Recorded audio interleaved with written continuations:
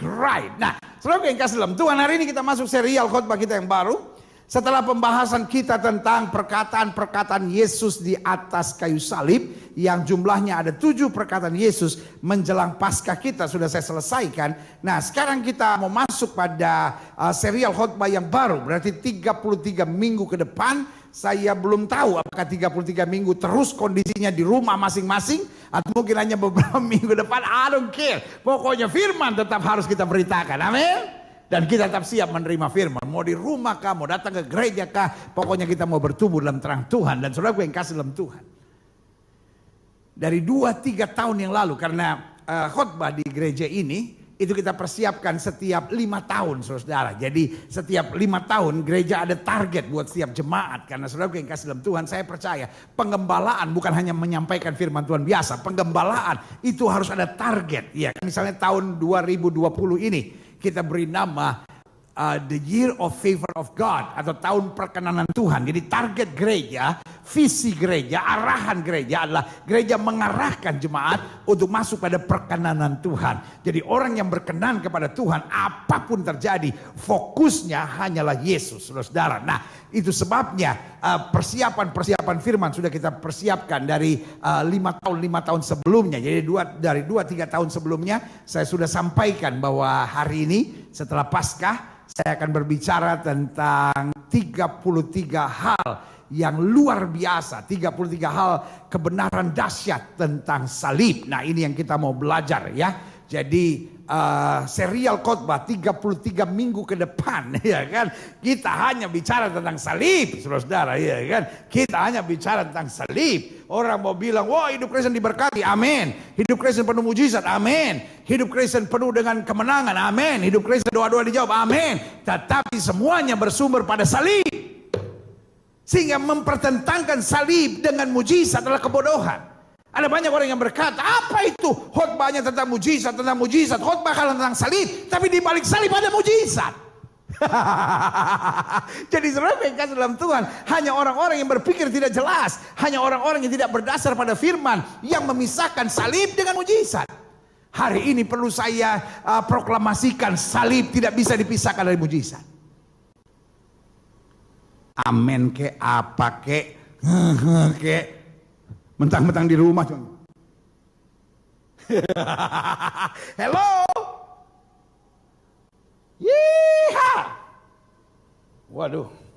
Ini walaupun cuma saya sendiri bersama dengan tim media di gereja ini, tetapi untuk jemaat sekalian, ada orang-orang yang hatinya luar biasa mempersembahkan bunga ini sehingga sudah di rumah tetap kelihatan cantik mimbar ini. Terima kasih buat ibu-ibu di gereja kami, Gereja Bethel Indonesia Glow Fellowship Center, yang hatinya begitu luar biasa dan mempersembahkan bunga-bunga ini sehingga saudara di rumah masing-masing lihat, waduh, pendeta kita ada bunga di sampingnya. Haleluya, puji Tuhan, saudara yang kasih dalam Tuhan.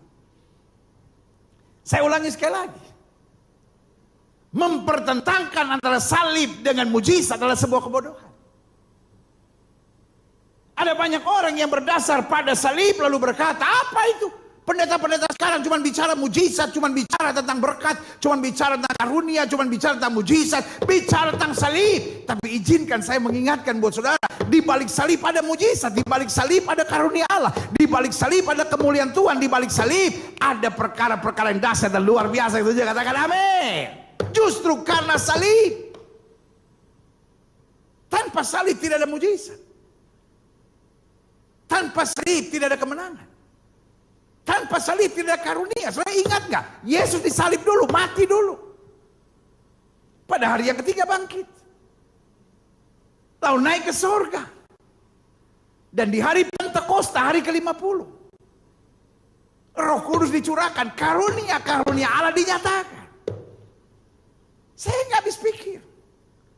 Kalau ada orang-orang yang berkata bahwa jangan cuma ngomong tentang mujizat aja dong. Jangan cuma ngomong tentang karunia-karunia aja dong. Jangan ngomong tentang berkat-berkat aja dong. Ngomonglah tentang salib. Amin. 33 minggu. Saya akan berdiri di mimbar yang penuh dengan kemuliaan Tuhan ini untuk berbicara tentang salib. Dan saya terlalu percaya Dalam persiapan saya menggali tentang salib, saya pikir 33 kebenaran dasar tentang salib masih kurang.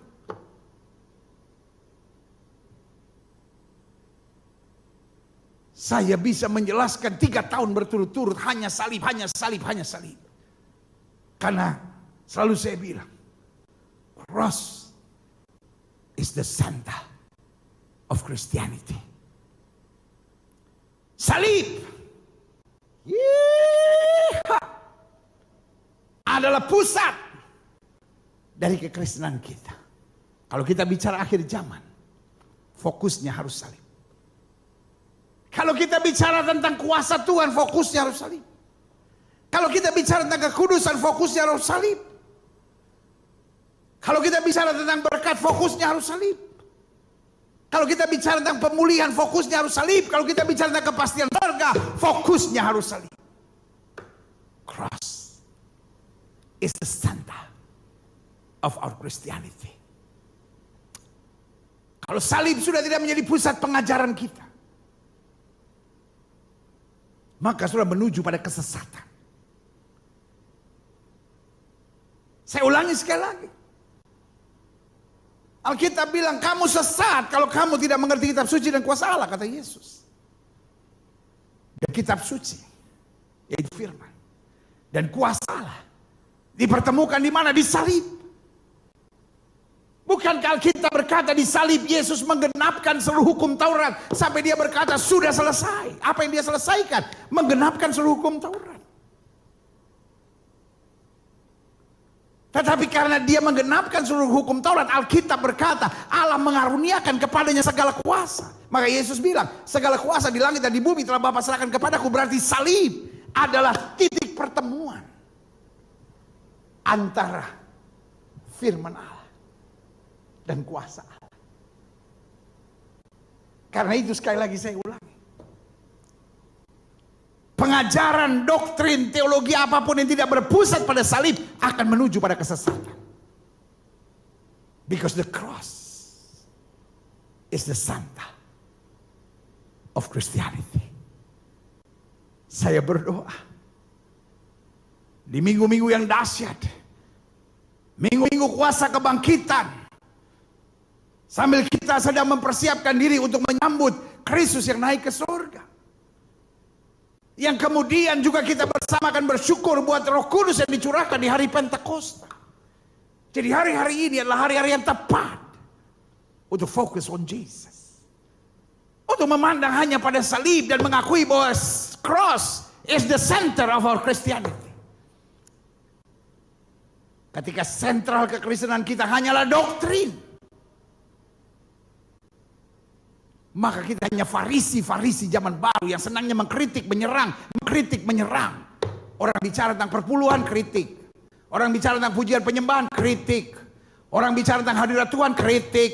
Orang bicara tentang mujizat, kritik. Orang bicara tentang kuasa Pentakosta, kritik. Apa saja dikritik. Karena fokusmu bukan salib. Fokusmu hanya doktrin. Fokusmu hanya kebanggaan teologiamu sambil berkata, teologi kami yang terbaik, teologi kami yang paling benar. Kau pikir kau Tuhan Yesus kah? Bos, jangan menggantikan posisi Tuhan Yesus. Tidak ada itu teologi yang terbaik, tidak ada teologi yang terbenar. Alkitab berkata semua manusia sudah berdosa dan telah kehilangan kemuliaan Allah. Artinya semua pengajaran ada kekurangan, ada kelemahannya. Focus on Jesus. Kalau doktrin kita tidak berpusat pada salib, pengajaran kita tidak berpusat pada salib, maka kita akan sibuk dengan saling menyerang satu sama lainnya karena merasa diri yang paling benar. Wah, penonjolan ego yang muncul. Tapi salib membuat kita hanya berlutut. Salib membuat kita hanya sadar kita hanya orang najis yang diselamatkan oleh Tuhan. Dan kalau kita bisa melayani Tuhan, itu anugerah. Setiap kali kita memandang salib, harusnya air mata kita mengalir dan berkata, Lord, I am nothing with you. Everything come just by your cross. Semuanya datang hanya karena salibmu, hanya karena salibmu, hanya karena salibmu. Dan di minggu pertama, Dalam pembahasan kita tentang 33 kebenaran tentang salib. Klik. Saya mau bicara tentang salib adalah jawaban. The cross is the answer. Salib adalah jawabannya. 1001 pertanyaan tanyakan kepada saya. Maka saya hanya punya satu jawaban. Salib. Kau mau bertanya tentang akhir zaman kah? Salib. Kau mau bertanya tentang kesembuhan kah? Salib. Kau mau bertanya tentang karunia-karunia roh kah? Salib. Kau mau bertanya tentang gerakan kebangunan rohani kah? Salib. Engkau mau bicara tentang penderitaan kah? Engkau mau bicara tentang aniaya kah? Engkau sedang mau bicara tentang masa pengangkatan? Semuanya kembali bersandar dan bersumber dan berpusat pada salib. Haleluya. Salib membuat saya bersemangat. Orang boleh bersemangat karena berkat. Orang boleh bersemangat karena mujizat. Orang boleh bersemangat karena segala janji-janji Tuhan. Tapi saya bersemangat karena salib.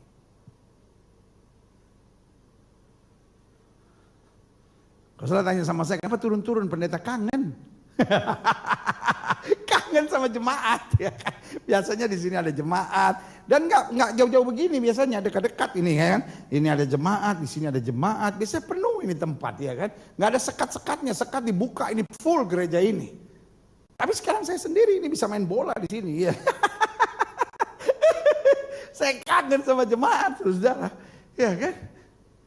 Biasanya saudara yang datang ke gereja, pendetanya nggak ada. Lalu jemaatnya komplain. VR lagi.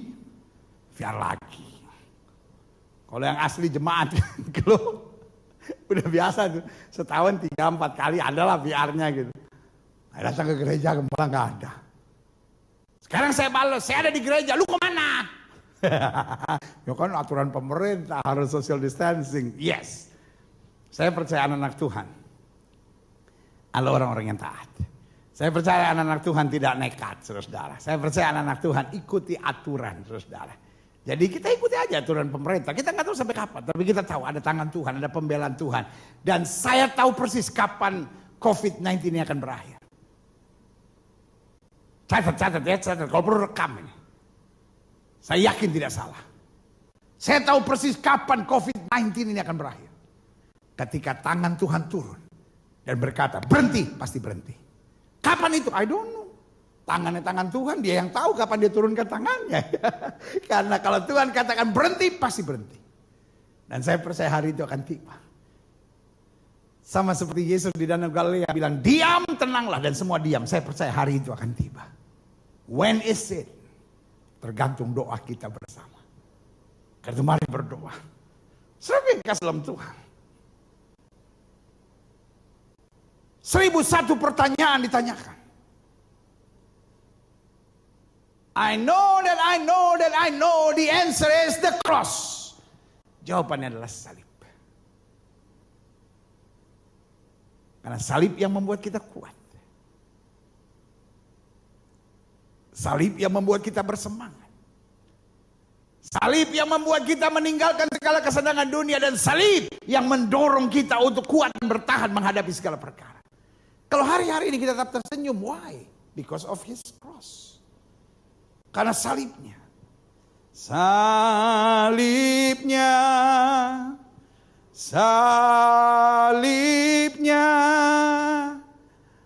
Sangatlah mulia. Dosaku disucikan oleh darah Yesus. Salib, the cross is the answer. Tetapi ini khusus dalam iman. Jangan sampai nanti ungke ujian. Dari nomor 1 sampai nomor 25 ungke cuma jawab salib. Encik tanya sama ungke. Ungke ini kan pelajaran matematika bukan pelajaran agama. Masa 7 tambah tambah 9, jawabannya salib. 14 kurang 3, jawabannya salib. 3 kali 9 kali 8, jawabannya salib. Amir membeli buah-buahan, duku 2 kilo, pepaya 7 kilo, semangka 3,5 kilo. Jika masing-masing harganya 25.000, lalu kemudian ia membawa uang 500.000, berapa kembalinya? Salib. Ibu guru tanya.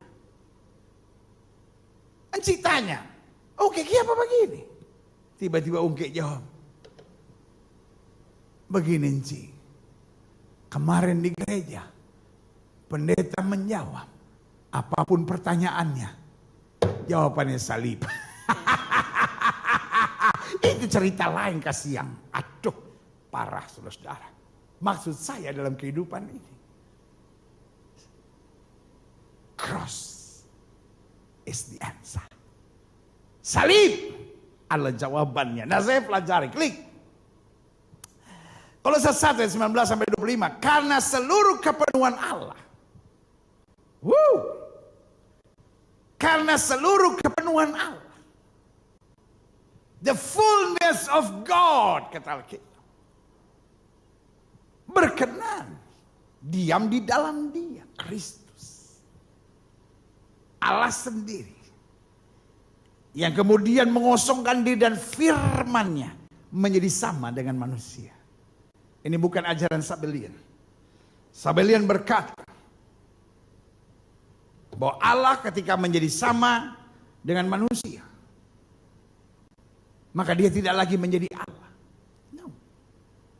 Kita pegang Alkitab sesuai dengan ajaran firman Tuhan. Teologi yang membingungkan, tapi firman Tuhan memberi kepastian. Saya bingung kadang-kala orang teologi berpikir teologi menolong Alkitab. No, teologi justru mengacaukan Alkitab seringkali.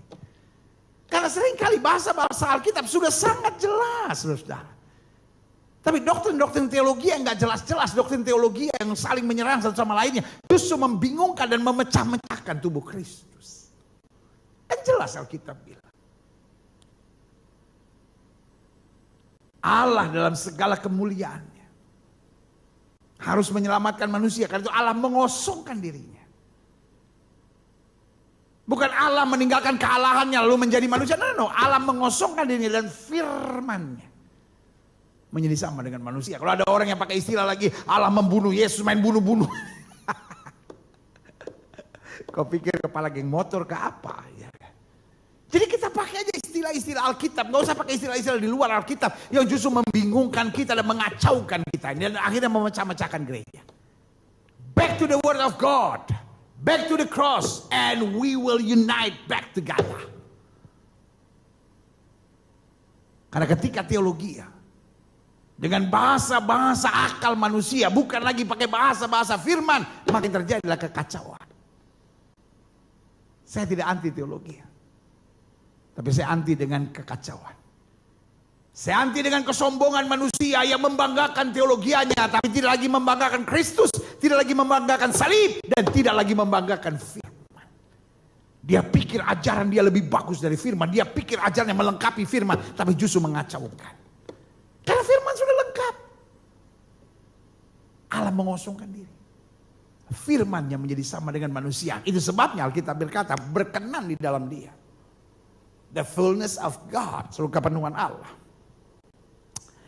Dan oleh Dialah, oleh Yesuslah, Ia memperdamaikan segala sesuatu dengan dirinya. Where? In the cross. Maka di kayu salib Dia berproklamasikan sudah selesai. Yeah.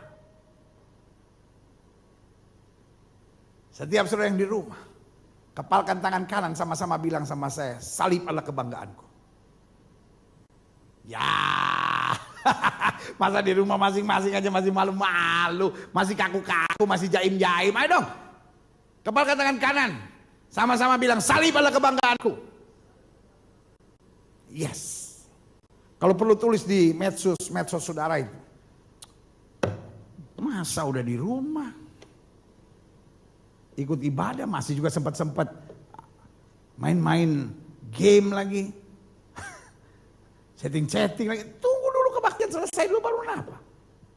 Tapi ini boleh nih upload di medsos-medsos saudara. Di Instagram kek, di Facebook kek, di Twitter kek, di WA Story saudara. Tulis gini, salib adalah kebanggaanku. Karena ayat ini bilang apa? Dan oleh dialah ia memperdamaikan segala sesuatu dengan dirinya. Where? At the cross. Di salib. Baik yang ada di bumi maupun yang ada di sorga. Sesudah ia mengadakan pendamaian oleh darah di salib Kristus. Haleluya. Juga kamu. Suami tepuk istrinya, juga kamu bilang. Istri tepuk suaminya, juga kamu sayang. Ya kan? Orang tua peluk anaknya satu-satu. Juga kamu sayang. Ayo semua di keluarga lihat-lihatan dan bilang, termasuk kita. Iya. Saya mau ibadah KKR, ibadah minggu, lawatan Allah di rumah kita masing-masing. Suasananya lebih komunikatif gitu. Jangan kaku-kaku amat, makanya di rumah masih kaku-kaku ya kan. Kaku. Jangan kaku-kaku. Komunikatif satu sama lainnya. Karena ayat ini bilang apa?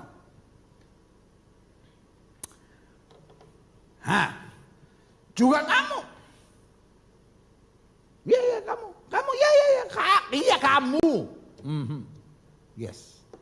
Juga kamu yang dahulu hidup jauh dari Allah. Dan yang memusuhinya dalam hati dan pikiran seperti yang nyata dari perbuatanmu yang jahat. Jadi ingat, kita juga didamaikan. Kan dahulu kita hidup jauh dari Allah. Dan kadang-kadang kita memusuhinya.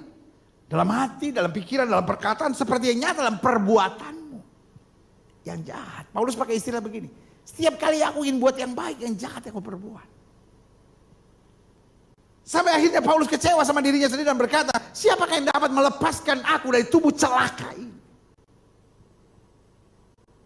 Karena ada roh lain yang bermusuhan dengan Allah di dalam roh kita. Itu sebab Yesus bilang, kalau kamu tidak dilahirkan kembali, kamu tidak akan melihat kerajaan surga. Artinya apa?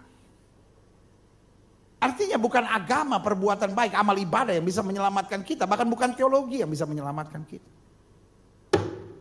Salib.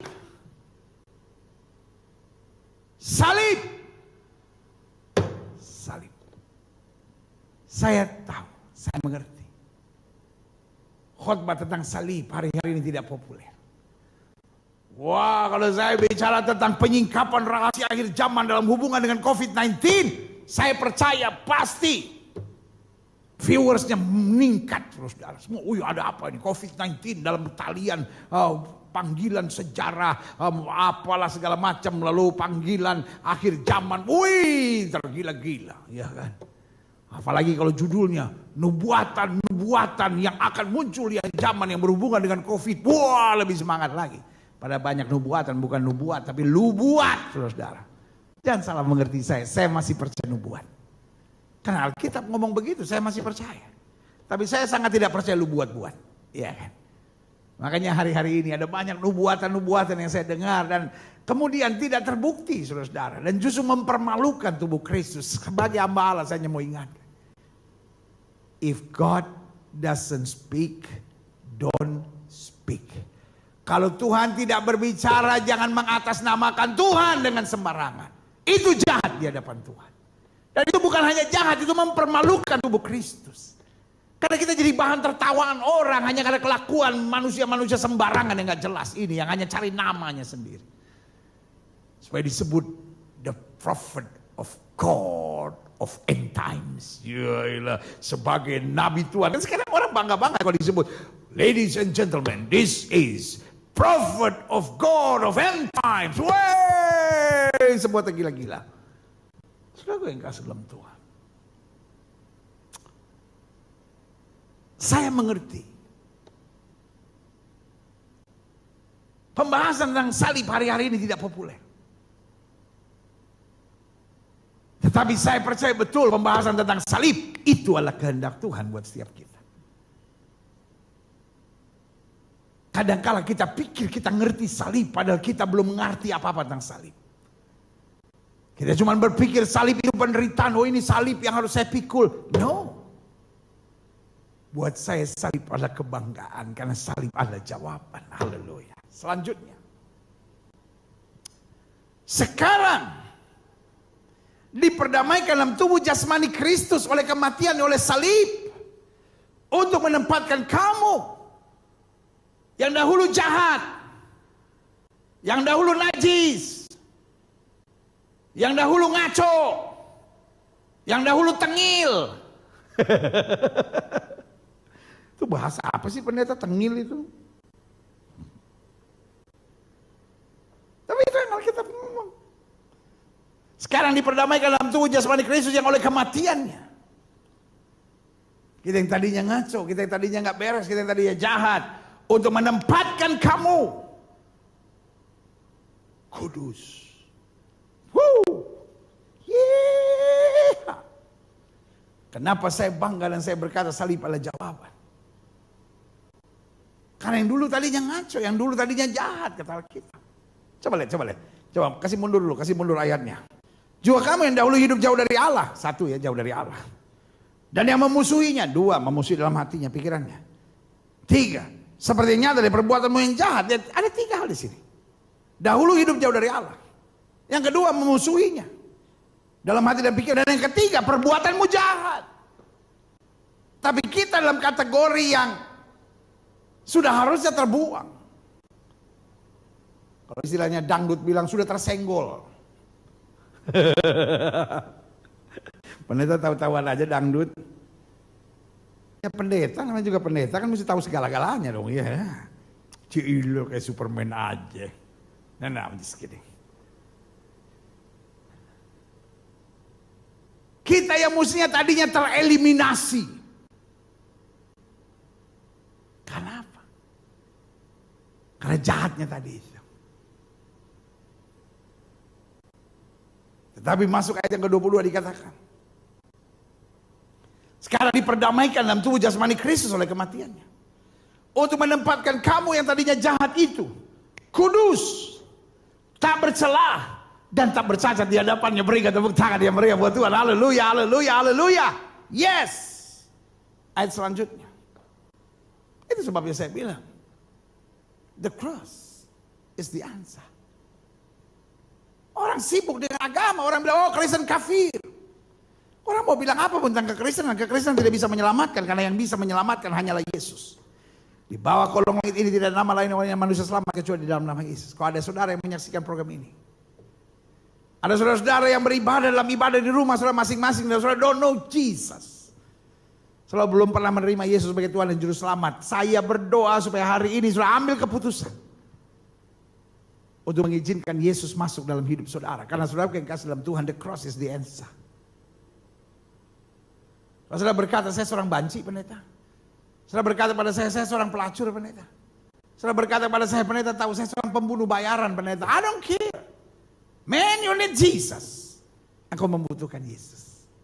Dan hanya Yesus yang bisa mengubahkan engkau, karena lewat salib. Apa yang tidak bisa diselesaikan oleh agama, apa yang tidak bisa diselesaikan oleh amal ibadah, diselesaikan oleh Kristus. The cross is the answer. Selanjutnya klik. Sebab itu kamu harus bertekun dalam iman. Tetap teguh dan tidak bergoncang, dan jangan mau digeser dari pengharapan Injil yang telah kamu dengar, yang telah dikabarkan di seluruh alam di bawah langit, dan yang aku ini Paulus telah menjadi pelayannya. Artinya apa? Kalau kita berpegang pada salib, kita harus bertekun dalam iman. Kita akan tetap teguh.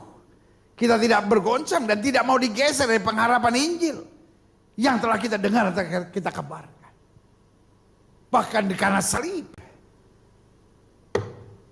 kita menjadi orang yang bersemangat untuk mengabarkan kasih, mengabarkan damai, mengabarkan pengharapan, dan mengabarkan kepastian di dalam Kristus. Orang yang berpegang dengan salib, orang yang berpegang teguh dengan salib, tidak akan sibuk menyerang sana, menyerang sini, karena fokusnya salib, bukan fokusnya pada kesalahan orang. Sementara kesalahan orang dibereskan oleh Yesus di kayu salib. Ngapain kita tuding-tuding? Orang yang hanya berpegang pada kesombongan diri, orang yang hanya berpegang pada keangkuhan teologi, itu akan menyerang semua orang. Tapi orang yang berpegang pada salib akan penuh dengan kasih untuk membawa orang pada keselamatan yang sempurna. Yang setuju katakan yeah. Yeehaw. Let's focus on the cross of Jesus. Biarlah kita fokus hanya pada salib. Salib mempersatukan. Folks. Saya berapa hari yang lalu meneteskan air mata karena saya ada program di vlog pribadi saya di YouTube Gilbert Umono #kamuhebat. Saudara-saudara yang belum pernah menyaksikan, saudara boleh saksikan karena saya setiap hari 3 kali sehari live. Jam 6 pagi waktu Indonesia bagian Barat, jam 2 siang waktu Indonesia bagian Barat, dan jam 8.30 waktu Indonesia bagian Barat. 3 kali sehari, Senin sampai Jumat saya live. Dan beberapa kali saya minta, tolong beritahu apa dari gereja mana saudara berasal. Dan ketika program itu berakhir, akhir mata saya mengalir. Dan saya bilang, Tuhan terima kasih. Bahasa saya bilang, Tuhan sudah begah kali. Lihat anak-anak Tuhan ribut dan meninggikan denominasi gerejanya. Lalu datang profesor, pendeta, profesor, doktor coronavirus dari Wuhan.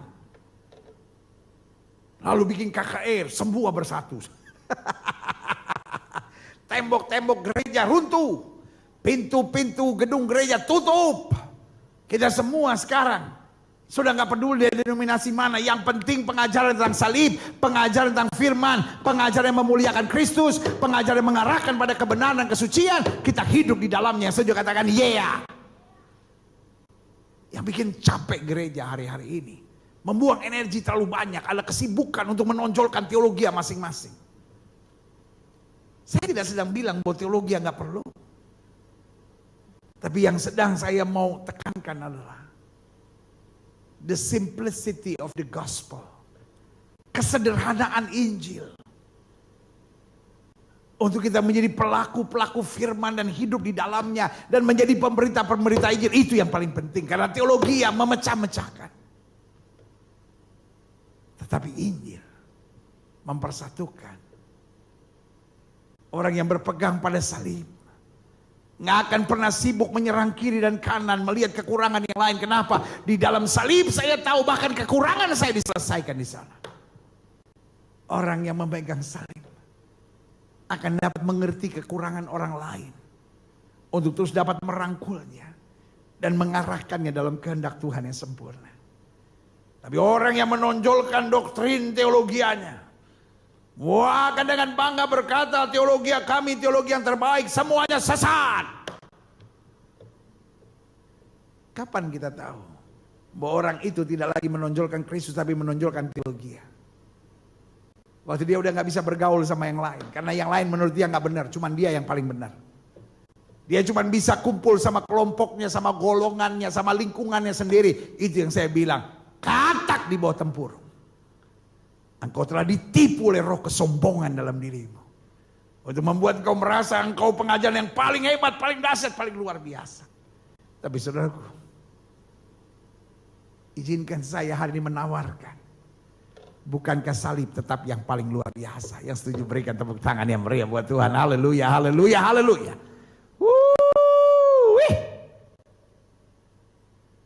Turunkan teologi kita di bawah salib. Turunkan doktrin-doktrin kita di bawah salib. Biar salib yang di atas, Kristus yang dimuliakan. Doktrin dan teologi hanya diatur oleh Kristus dan kehendak dan kemuliaannya saja. Maka gereja kita akan bisa bersatu kembali. Masa pandemi COVID-19 ini adalah masa di mana gereja berpikir ulang. Masihkah kita mau tinggikan teologi kita?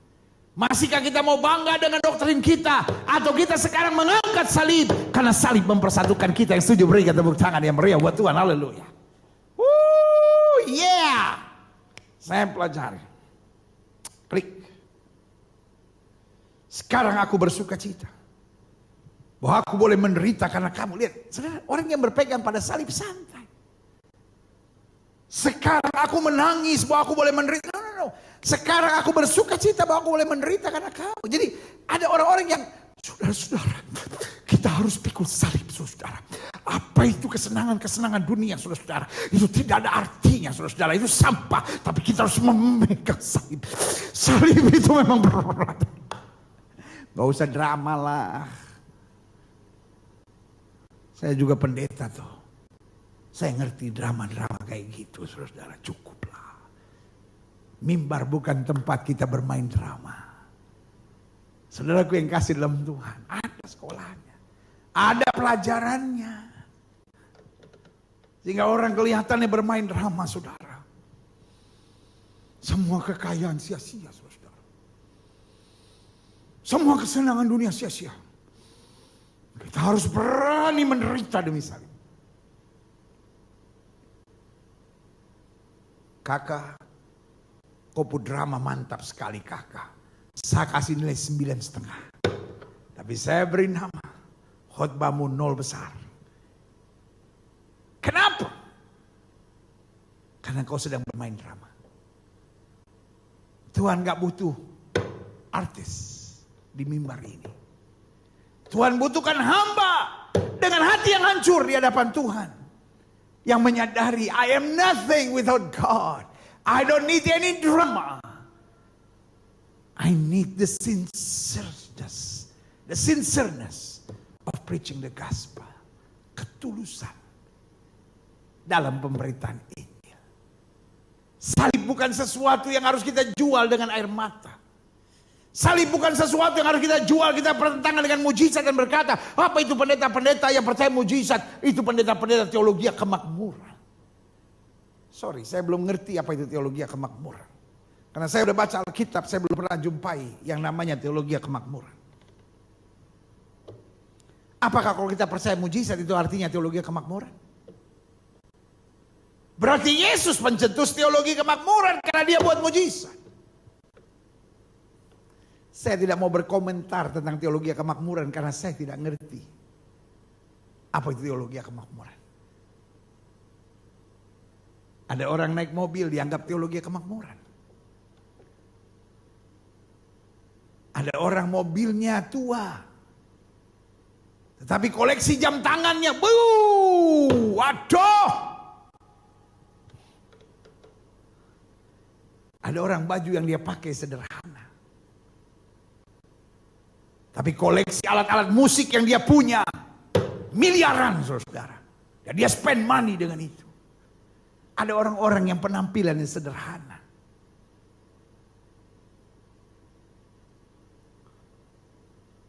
Tetapi dia punya, waduh, lukisan-lukisan. Kau sedang menjual sesuatu yang busuk.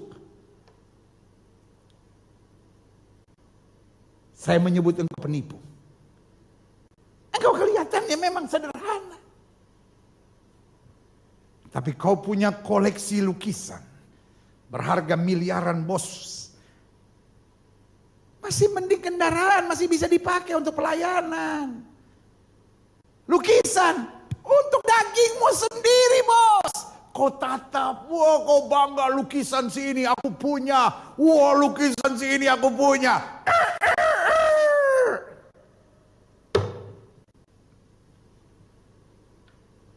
Mari, ini waktunya.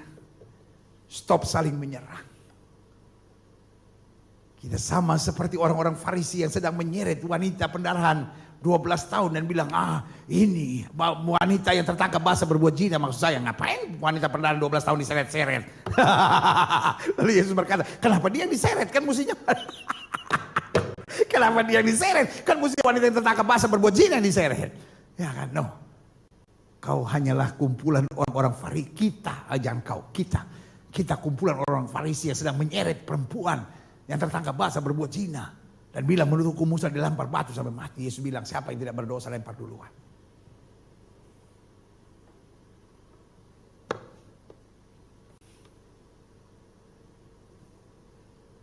Ada orang-orang memang penampilannya biasa, Tapi tanahnya di mana-mana, Bos.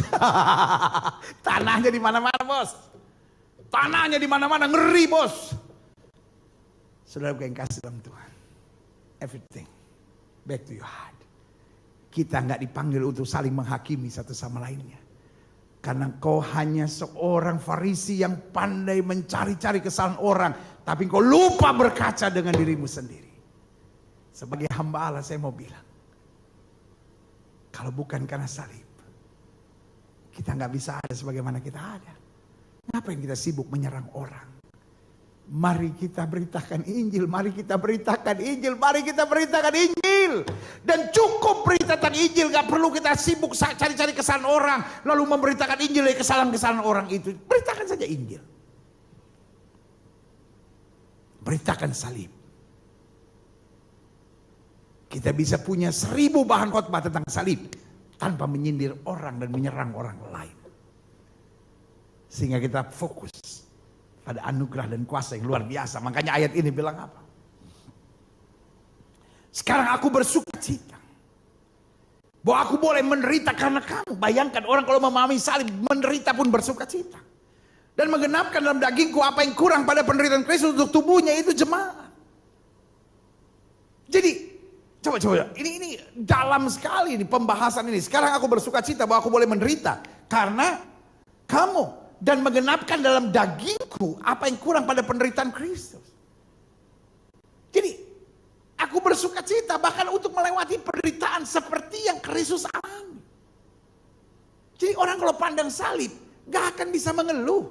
Gak bisa bersungut, gak bisa nyerang orang, gak bisa nyalain orang. Kenapa? Waktu kita pandang salib kita gak bisa lihat hal-hal yang salah tentang apapun yang kita lihat. Cuman kemuliaan Tuhan, kedahsyatan Tuhan dan kasihnya yang begitu luar biasa.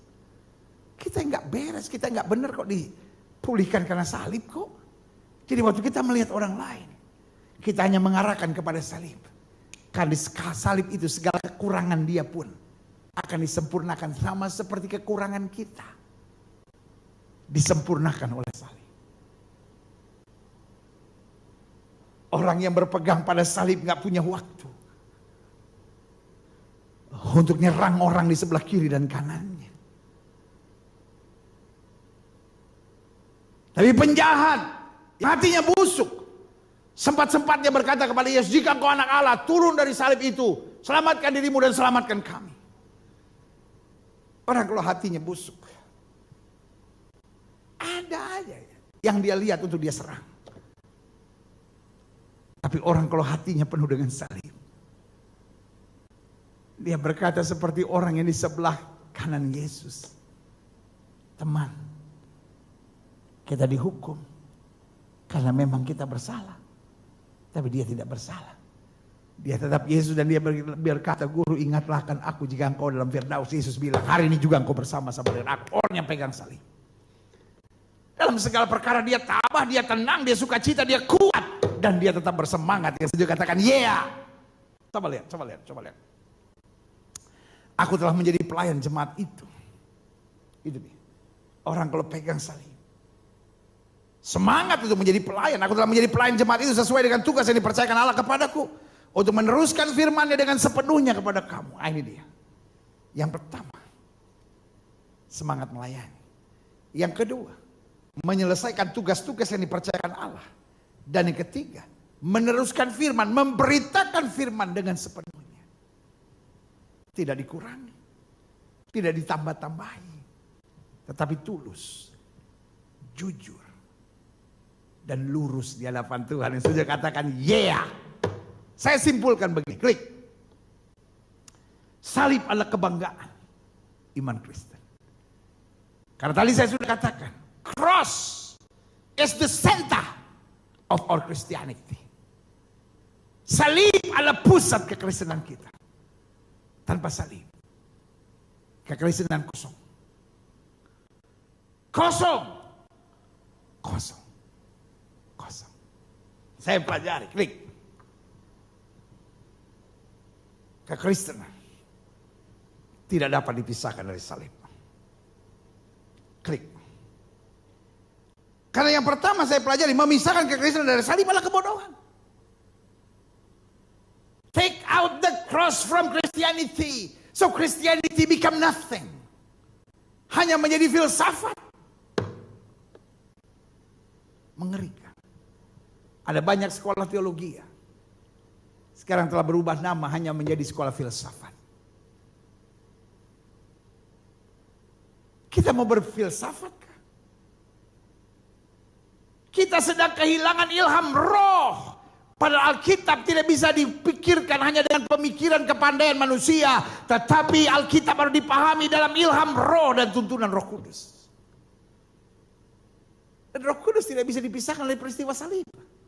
Karena Yesus yang mati di kayu salib. Adalah Yesus naik ke surga. Dan Yesus naik ke surga mencurahkan Roh Kudusnya. Terus kita mau ganti filsafat.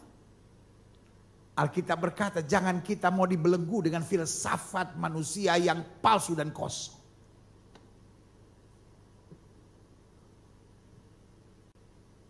Pisahkan kekristenan dari salib.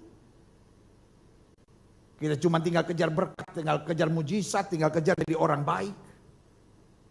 Padahal semua jawabannya, semua pemulihannya, semua jamahannya dan semua kuasanya terjadi karena salib. Yang kedua, kekristenan tidak dapat dipisahkan dari salib karena memisahkan kekristenan dari salib adalah kerugian. Kan di salib itu Yesus menyelesaikan segala-galanya. Kalau saya menerima kekristenan tanpa salib, berarti saya tidak bisa masuk surga. Berarti saya nggak bisa dapat pengampunan dosa. Berarti saya nggak bisa dapat kemenangan atas segala setan dan kuasa kegelapan. Dia bukan hanya kebodohan, tapi dia juga kerugian buat kita.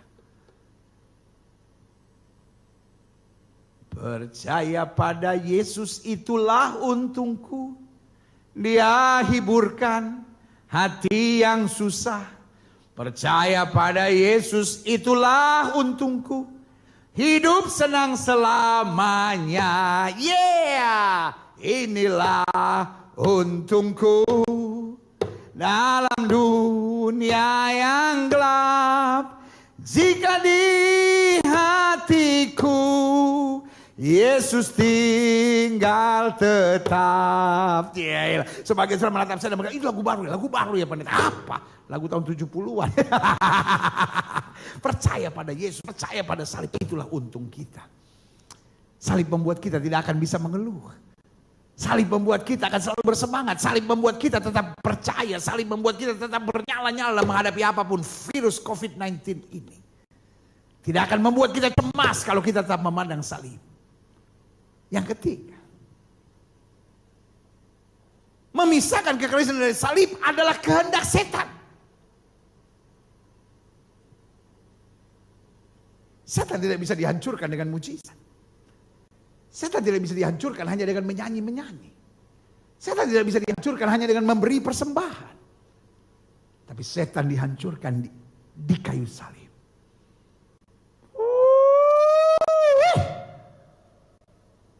Setan pertama kali dihancurkan waktu Yesus bilang apa? Bapa ampuni mereka sebab mereka tidak tahu apa mereka perbuat. Setan mau kita benci. Setan mau kita dendam. Setan mau kita mengutuk. Setan mau semua itu yang nyakitin saya biar dihajar oleh Tuhan. Setan maunya gitu.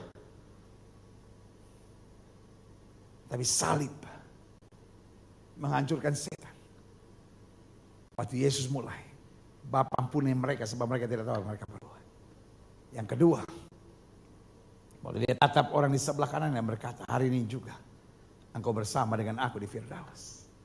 Setan maunya melemparkan penjahat ke neraka. Tapi Yesus merebut dan menghancurkan pekerjaan setan. Dan yang ketiga waktu Yesus proklamirkan, sudah selesai. Segala harga dosa, harga kutuk, harga penyakit. Harga yang tidak bisa diselesaikan oleh amal, ibadah, perbuatan baik dan agama. Diselesaikan oleh Kristus. Yang keempat, salib menghancurkan kuasa setan. Waktu Yesus berkata, Bapa, ke dalam tanganmu kuserahkan nyawaku. Maut tidak bisa mencabut Yesus. Karena Alkitab berkata, hai maut, di manakah sengatmu? Saudaraku yang kasih dalam Tuhan, memisahkan salib dari kekristenan adalah kehendak setan. Karena setan maunya Kita hanya sibuk dengan ritual keagamaan yang penuh dengan saling kritik, tanpa pertobatan kuasa salib. Saliblah yang merubah kita. Saliblah yang menyempurnakan iman kita. Saliblah yang menjadikan kita warga kerajaan sorga, hidup dalam kesucian, kebenaran, kemuliaan, dalam kemuliaan kuasanya. Berikan tepuk tangan yang meriah buat Tuhan. Haleluya. Dan yang keempat, kekristenan tidak dapat dipisahkan dari salib. Memisahkan kekristenan dari salib artinya menjauhkan kita dari rencana Allah yang dahsyat dalam kehidupan kita. Salib adalah pusat segala rencana Allah. Allah memandang kita bukan karena kelebihan kekuatan kita. Allah memandang kita through the cross. Karena kalau Allah melihat kita tanpa salib, Allah jijik dengan kita. Karena kita semua berdosa dan telah kehilangan kemuliaan Allah. Tetapi Allah memandang kita dengan kacamata salib. Dengan kacamata pengorbanan anak yang tunggal. Dengan kacamata dia yang telah menjadi sama dengan manusia. Firman-Nya menjadi sama dengan manusia. Sehingga lewat kacamata salib, kita layak untuk dipilih. Untuk diselamatkan, untuk diproses, dan kemudian diangkat sebagai warga kerajaan sorga. Berikan tepuk tangan yang meriah buat Tuhan. Haleluya. Berarti ada 4 kebenaran yang saya pelajari dan saya bisa buktikan bahwa kekristenan tidak dapat dipisahkan dari salib. Karena memisahkan kekristenan dari salib adalah kebodohan. Memisahkan kekristenan dari salib adalah kerugian. Memisahkan kekristenan dari salib adalah kehendak setan. Dan memisahkan kekristenan dari salib menjauhkan kita dari rencana Allah yang dahsyat dalam kehidupan kita. Selanjutnya saya pelajari, klik. Salib jelas adalah jawaban. Lalu saudara bertanya, jawaban apa? Yang pertama, jawaban bagi segala kebimbangan, keraguan, serta ketidakpastian.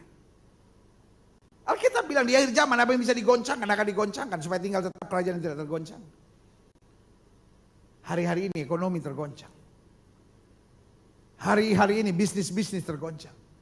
Bukan hanya orang susah yang sedang tergoncang, semua lapisan sedang tergoncang hari-hari ini.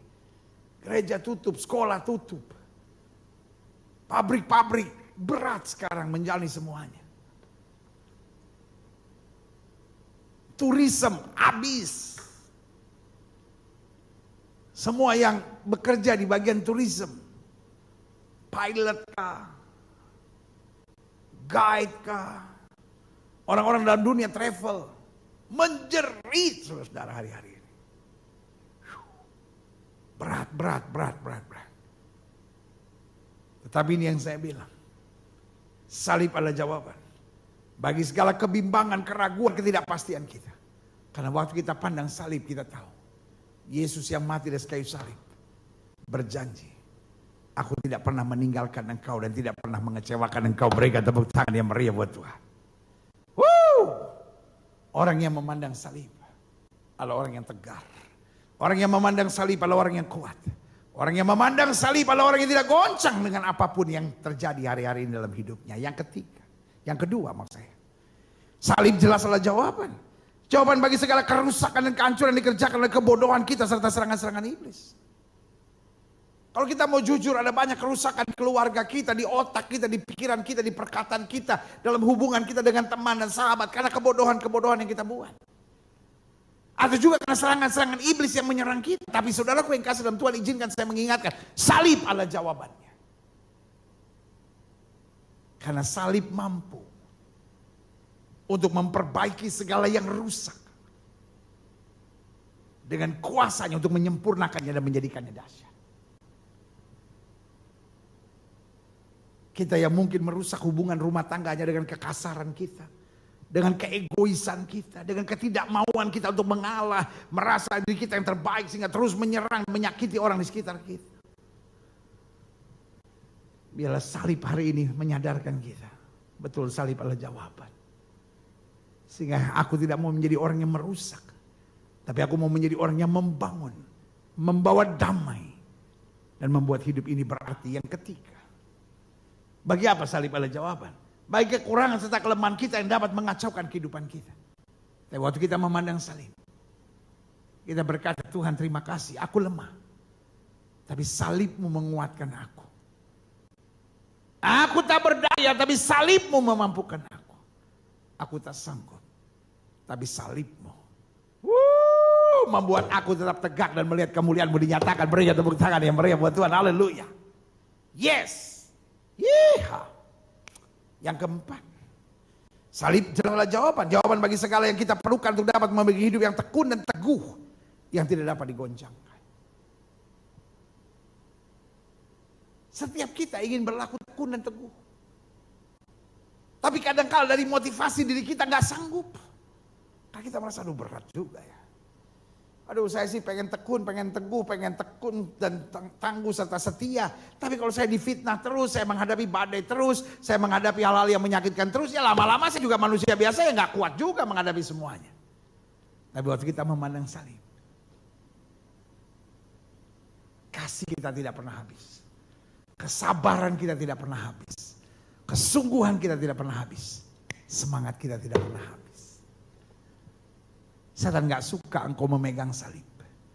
Setan gak suka engkau fokus pada salib.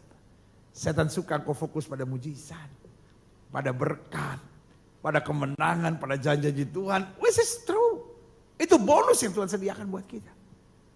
Tapi salib tetap harus menjadi center dalam iman percaya kita. Haleluya. Selanjutnya klik. Apa keuntungan yang kita dapatkan jika kita menyadari salib sebagai jawaban? Yang pertama, kita tidak akan percaya pada pengajaran yang aneh-aneh. Ada banyak pengajaran-pengajaran yang hanya sibuk dengan kepintaran berbicara. Dan kepintaran berbicara hanya mendatangkan kekaguman sesaat. Tetapi orang yang memandang salib adalah orang yang mengalami kuasa salib. Pengajaran yang bagus itu perlu. Tetapi ingat, pengajaran yang bagus tanpa pengalaman ujung-ujungnya hanya menjadikan kita farisi-farisi modern. Kekristenan dimulai bukan dari pengajaran, kekristenan dimulai dari pengalaman. Setelah mengalami baru Alkitab bilang ajarkan mereka. Tanpa pengalaman perjumpaan dengan Kristus, pengajaran hanya menjadikan kita farisi-farisi yang tidak jelas di zaman modern ini. Doa saya, mari kita back to the cross. Mari kita kembali kepada salib. Kita gak akan lagi dengan pengajaran-pengajaran aneh-aneh, nubuatan inilah, nubuatan itulah. Saudaraku yang kasih dalam Tuhan, sekali lagi, jangan salah mengerti saya. Saya sangat percaya nubuat. Tapi saya capek dengan lu buat-buat. Apa bedanya nubuat sama lu buat? Nubuat berasal dari Tuhan. Nubuat berasal dari kepinginnya saya. Nubuat akan terbukti kebenarannya. Lu buat-buat tidak akan pernah terbukti, bahkan justru mempermalukan. Nubuat dasarnya membangun kesatuan tubuh Kristus dan kemuliaan Tuhan. Tapi nubuat dasarnya mencari panggung pembenaran buat diri sendiri. Supaya kelihatan dapat penyebutan baru, ini nabi akhir zaman.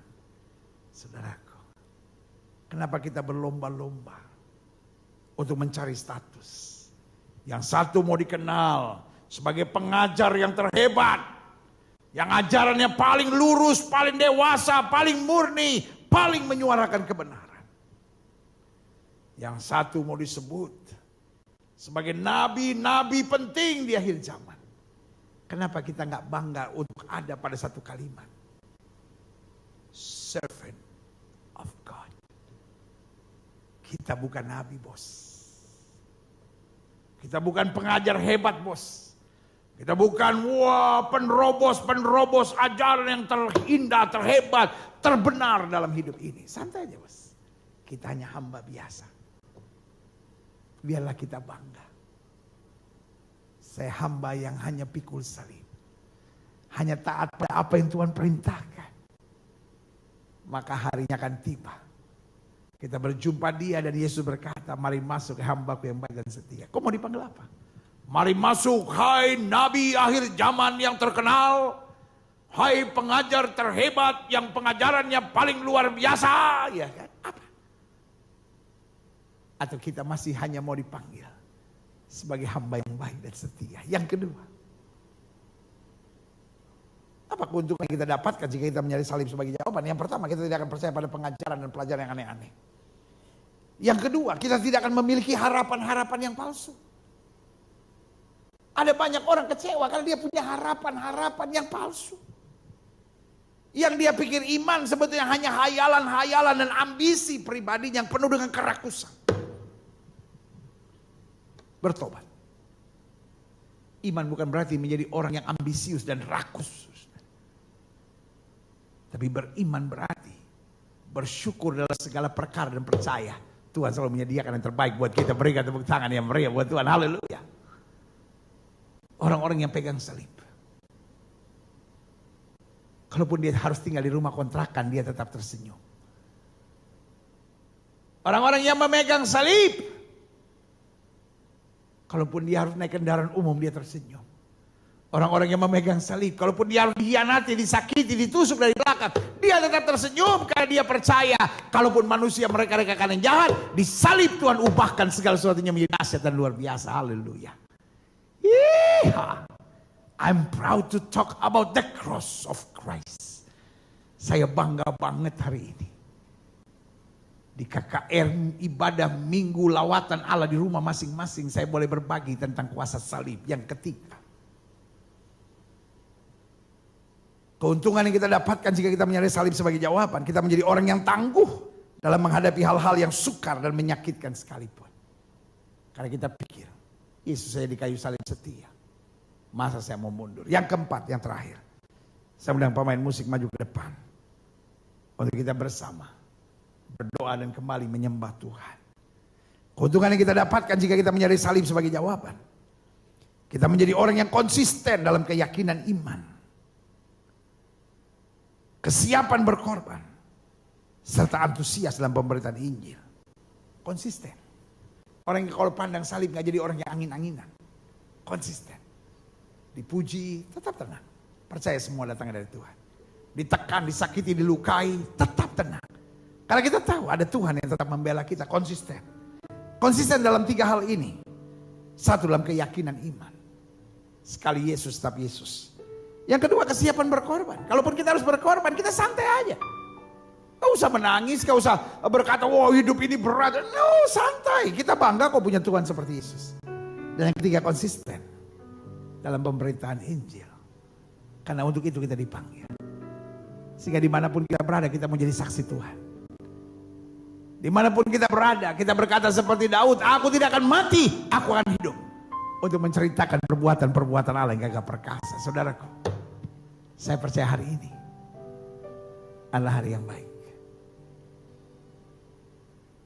Di KKR ibadah minggu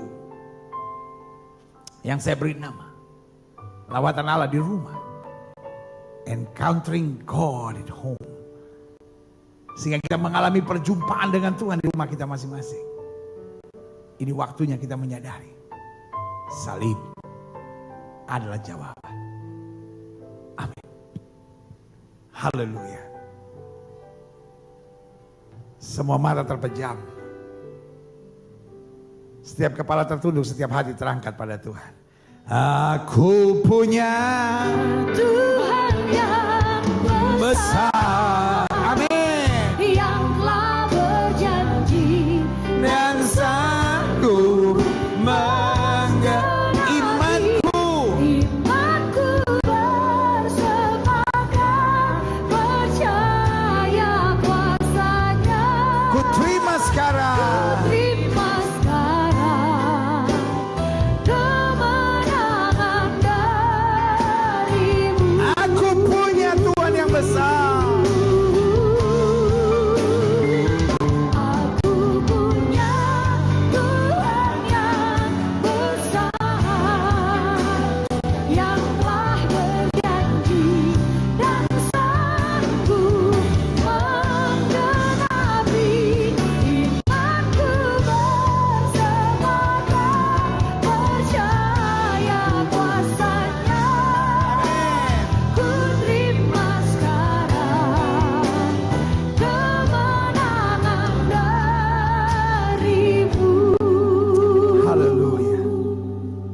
izinkan saya berdoa buat setiap jemaat Tuhan di rumah masing-masing. Kalau ada di antara saudara yang belum pernah menerima Yesus sebagai Tuhan dan Juru Selamat, saudara boleh taruh tangan kanan saudara di dada. Kalau saudara hari ini berkata, aku dengar firman Tuhan, aku khawatir aku hanya tahu teologi, tapi aku gak punya pengalaman dengan Kristus, taruh tangan kananmu di dada. Atau mungkin saudara berkata, saya jujur akui saya sombong. Saya pikir saya yang paling benar dalam hidup. Saya tidak bisa bergaul dengan yang lain. Pokoknya bukan sekelompok saya, bukan kelompok saya. Saya tidak bisa bergaul karena menurut saya yang terbenar, saya yang terbaik, semua salah. Back to the cross. Pusat pengajaran iman Kristen bukan pada teologi. Pusat pengajaran iman Kristen ada pada salib. Di salib itu ada perjumpaan antara firman dan kuasa Allah. Dia menggenapi dan dia curahkan kuasanya. Jika itu doamu, taruh tangan kananmu di dada. Mungkin selama ini kau banyak mengeluh. Kau pikir salib adalah sumber penderitaan. Kau pikir memikul salib itu adalah air mata. Tapi hari ini kau tahu salib adalah kebanggaan. Jika itu doamu, taruh tangan kananmu di dada. Jadikan hari Minggu ini menjadi minggu lawatan Tuhan, di mana Tuhan melakukan perkara-perkara dahsyat. Kita berdoa, Bapa, lihat setiap mereka yang taruh tangan kanannya di dada. Mungkin ada mereka yang untuk pertama kalinya mau menerima Yesus sebagai Tuhan dan Juru Selamat. Masuk dalam hidup mereka, robah kehidupan mereka. Atau mungkin kami yang hidup dalam kesombongan, merasa diri yang paling baik dan paling benar. Tuhan mampukan kami merendahkan diri dan menyadari salib, salib, salib adalah pusat segala-galanya dalam kehidupan kami. Di salib kami tahu bahwa kami tidak ada alasan untuk mengeluh. Di salib kami sadar bahwa selalu ada kemenangan, kepastian dan pengharapan dalam Kristus. Di salib kami tahu Allah turut bekerja dalam segala perkara untuk datang kebaikan. Di salib kami menyadari Tuhan ahli merubah kutuk menjadi berkat, sehingga kami tetap memandang Tuhan bersuka cita dan selalu rindu melayani dan hidup menjadi saksi Tuhan. Terima kasih Bapa. Setiap saudara-saudara doakan, yakinkan hidupmu. Tuhan mendengar doa dan memulihkan hidupku. Hamba juga doa buat yang sakit Allah. Setiap saudara yang sakit, di rumah saudara masing-masing, letakkan tangan kamu di bagian tubuh yang sakit.